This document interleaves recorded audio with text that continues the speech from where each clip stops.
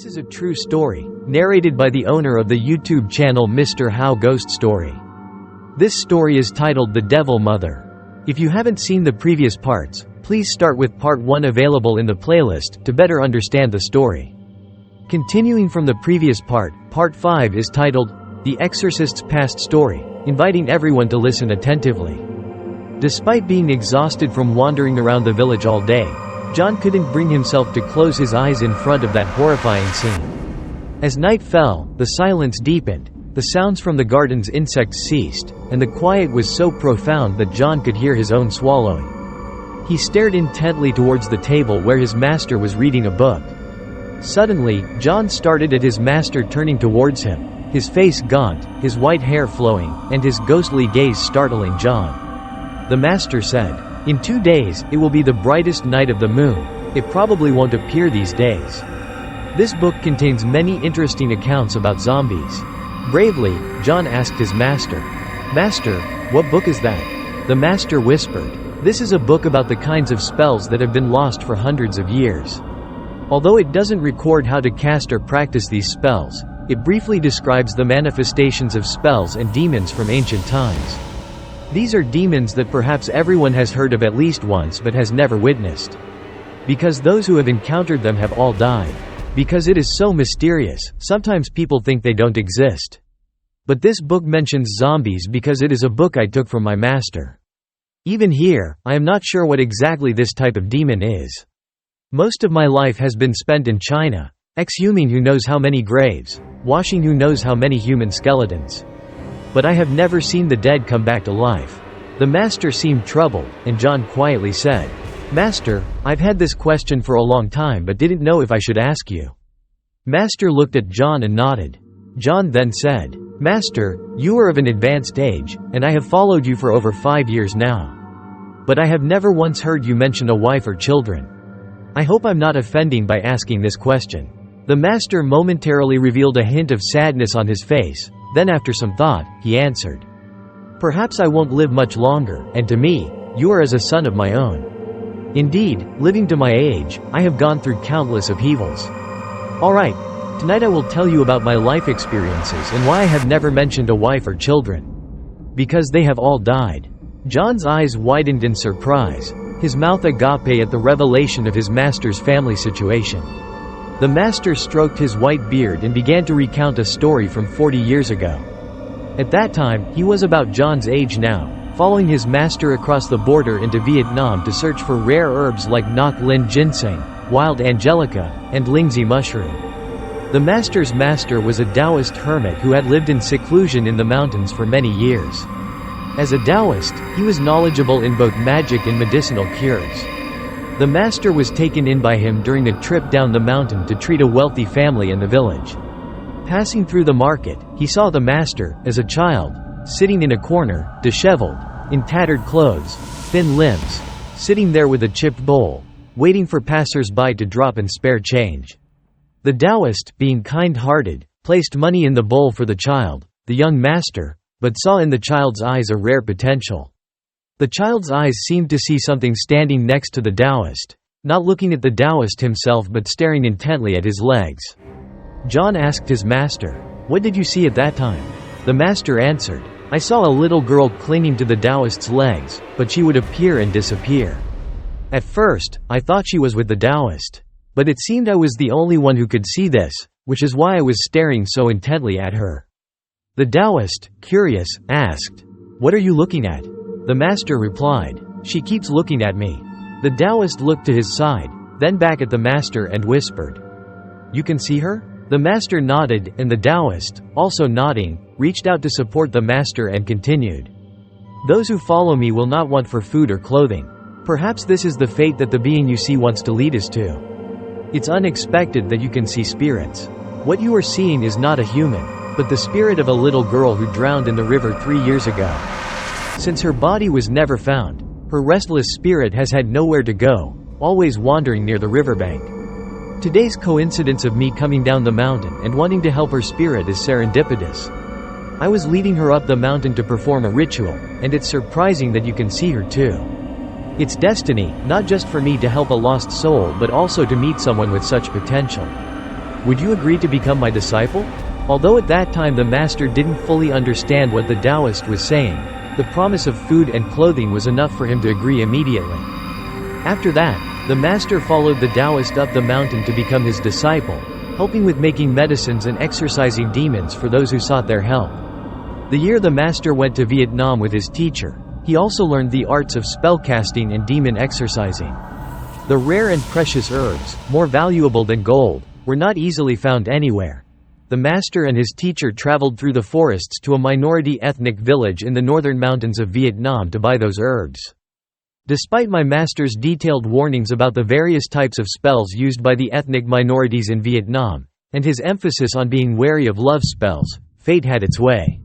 My master warned me that the women from the highlands possess a beauty that can captivate any man, and if they fancy someone and use a love spell, all it takes is a strand of hair, a photograph, or even an article of clothing for them to make that person fall deeply, madly in love. A love so intense that it could bring one back from the brink of death, and the spell would only break upon one of their deaths. Whoever tries to break free from it midway would face unimaginable consequences. Despite these warnings, I don't know if I was struck by a love spell or simply couldn't resist the beauty of the ethnic girls, but I ended up falling for an extremely beautiful girl in the village. Ignoring all my master had said, I chose to stay in the village to marry her. Listening intently, John eagerly asked his master, "So, were you affected by her love spell, master?" The master smiled. "Never, because my master thought the same as you do. He believed I had been bewitched, yet despite being a highly skilled Taoist, he couldn't detect anything. If we were to compare, my master was even a level above the exorcists in the mountains. But I wasn't under any spell. The girl and I truly loved each other. That's why my master couldn't dispel it. In the end, my master understood and allowed me to stay, but he left me with a word of advice that I only came to understand later, albeit too late." John, growing anxious, asked, "What was it, master?" The master closed the book, looked at John, and replied. "Before he left, he told me, 'Your life from now on will have to wander all over this land to regain peace.'"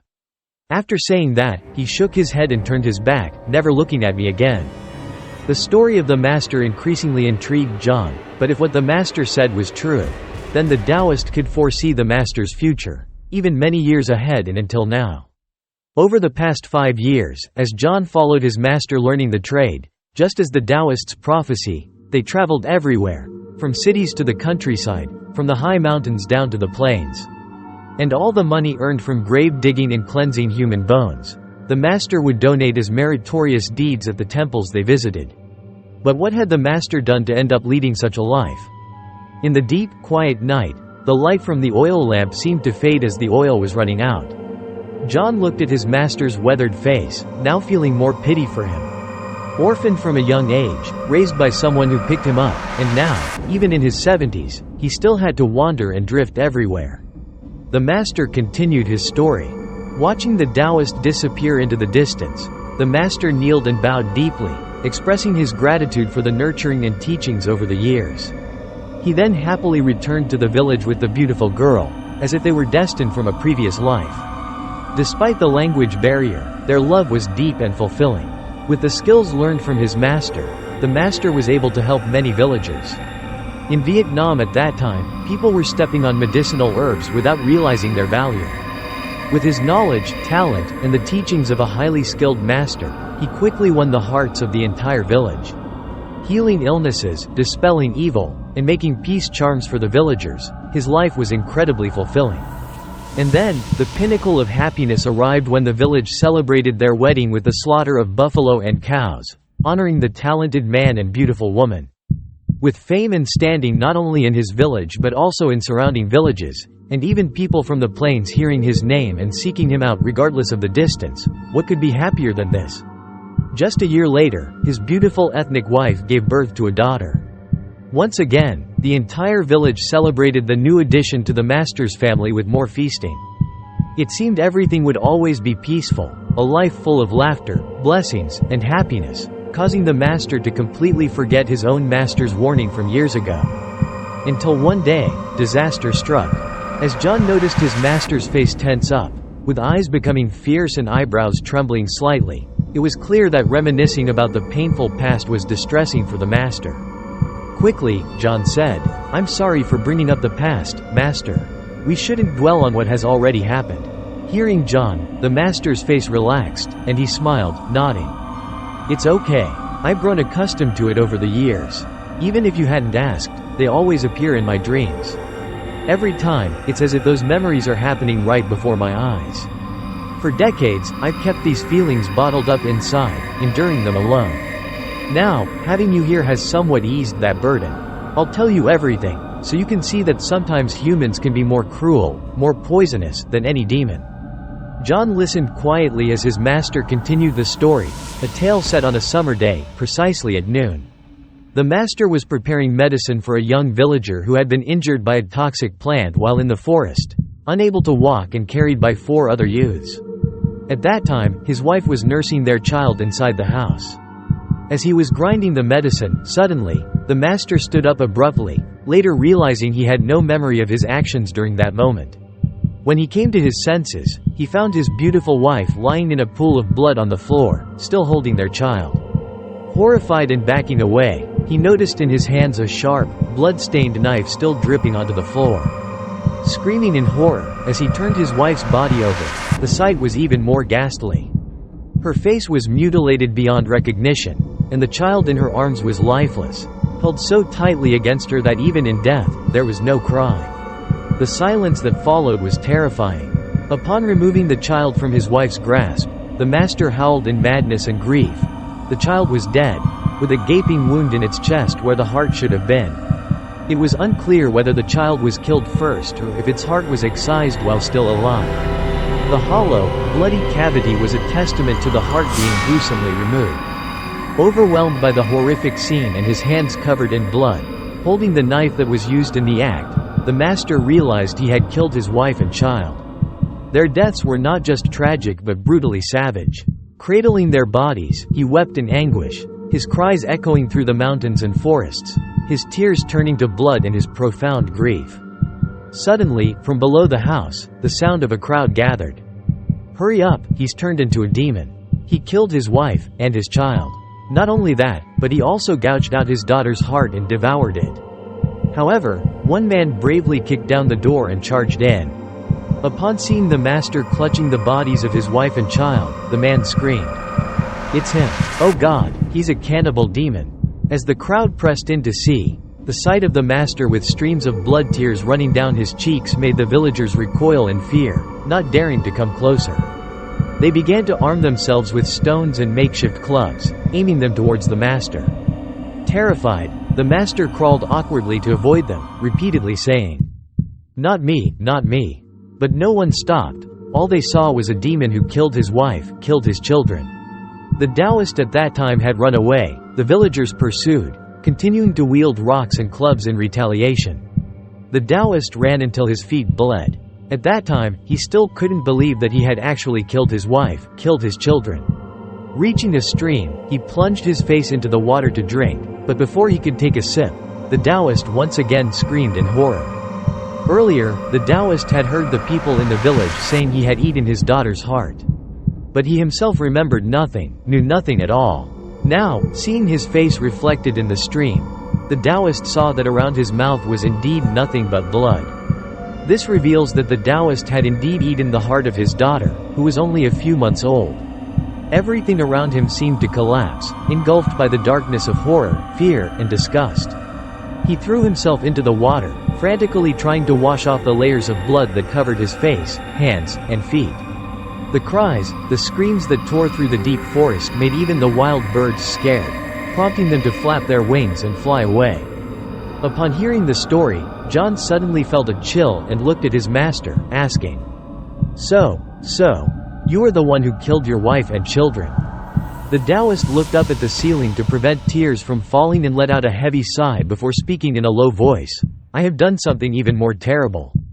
Unable to contain his curiosity, John pressed on.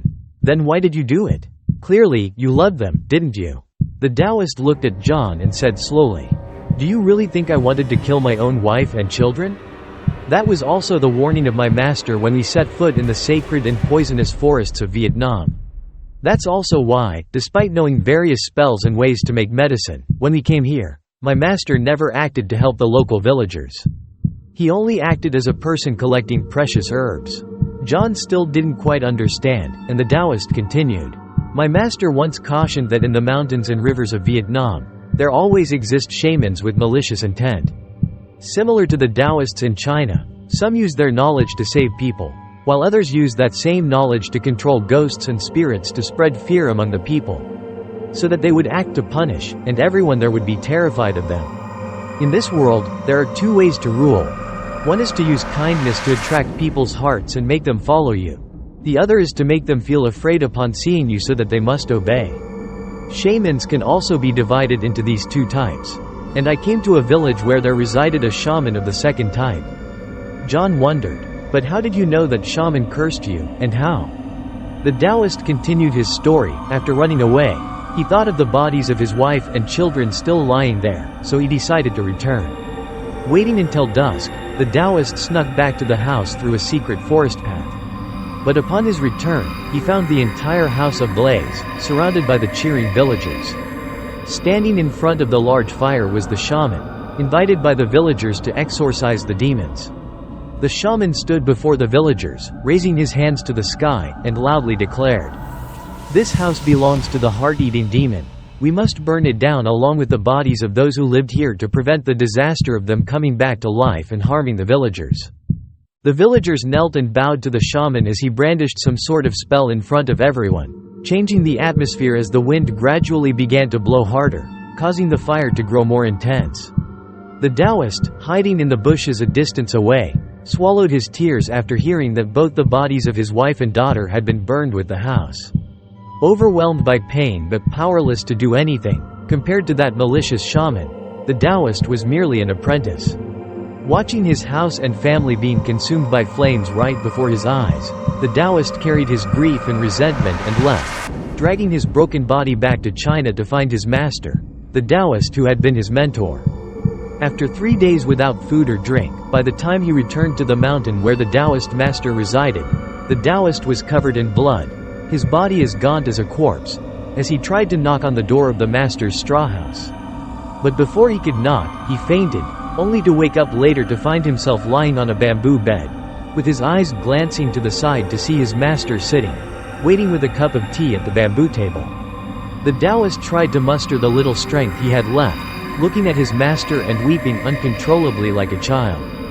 "Master, I have incurred karma." The Taoist master put down his teacup and looked at the Taoist, gently shaking his head. "Karma incurred in this life, if not repaid, will be carried over to the next. From the beginning, I had told you everything. Blame yourself before blaming others. Sacred lands have deities, and poisoned lands have demons. Whether they are demons or gods, upon entering such places, one must know how to protect oneself. That is also the destiny arranged by the heavens. Some things are fated not to be revealed. I wanted to help, but the decision was yours to make, and this outcome is your own doing, harming yourself, harming others, and harming innocent beings." The Taoist looked at his master, kneeling down in regret for not listening to his words from the start. The Taoist master continued, "The shaman from that village is a practitioner of black magic, harming people. The things he creates only cause the villagers to grow increasingly fearful, and when he acts to save them, they will revere him as a deity. You now understand why this misfortune has befallen you. Even I, when stepping into that land, had to show him some respect. I know you have a kind nature and wanted to help those people. But doing so has harmed the ones you hold dear." The Taoist came to understand everything. Mourning his wife and child, he wished for death, but the Taoist master said, "This matter is profound. You are the one who killed your wife and child, yet you are also not. Do you intend to die and leave the souls of the mother and child unable to transcend? To let your daughter become a ghost with even her heart lost? Continue to live and repay the karma you have incurred. Only then can the souls of those you loved find peace in the afterlife." Tears streaming down his face, the Taoist looked at the master and asked, "Master, what should I do now? Please guide me." The Taoist master had prepared a pouch for the Taoist and said, "The curse that was on you has been dispelled while you were unconscious. Perhaps the shaman's purpose has been fulfilled, so calling back the curse while I was dispelling it was also quick. Don't think about revenge because you will never be able to do it. Do you remember what I told you when you refused to come back? Go back there and travel all over to perform deeds that console the souls of the dead. Wherever you go, do good deeds at the tranquil temple gates. That is how you can help your wife and child. For now, you carry the heart of your poor daughter within you. Your guilt is heavy, but I hope fate will allow you to cleanse the blood of your wife and child from your hands. Rest and then set out. The teachings of the Taoist master awakened the Taoist. Indeed, death is simple, but the sins in one's heart remain forever, even if the Taoist turned into a ghost. The Taoist watched his master step out of the door, bowing deeply to him from behind once more. John asked his master, "So, that's why you chose the job of exhuming graves, helping the poor families and taking money from the wealthy ones, then donating it to the local temples as an act of merit. Your life has been so bitter." After finishing his words, John knelt and bowed 3 times to the Taoist. The past of his master was indeed cruel. The Taoist smiled, stroking his white beard, looking at John and said, "At least at the end of my life, I still have a good disciple like you by my side. That is more than enough for someone like me." The crowing of a rooster outside the window signaled the dawn. A long night passed without any incident. But after this night, John saw his venerable master in a new light, both pitiable and admirable. Despite the many ups and downs, at the end of his life, he is still on the path of repaying his karma. In 2 more days, it will be the full moon. Part 5 has concluded. Please remember to subscribe to the channel to watch Part 6. Thank you very much. Goodbye and see you in the next video.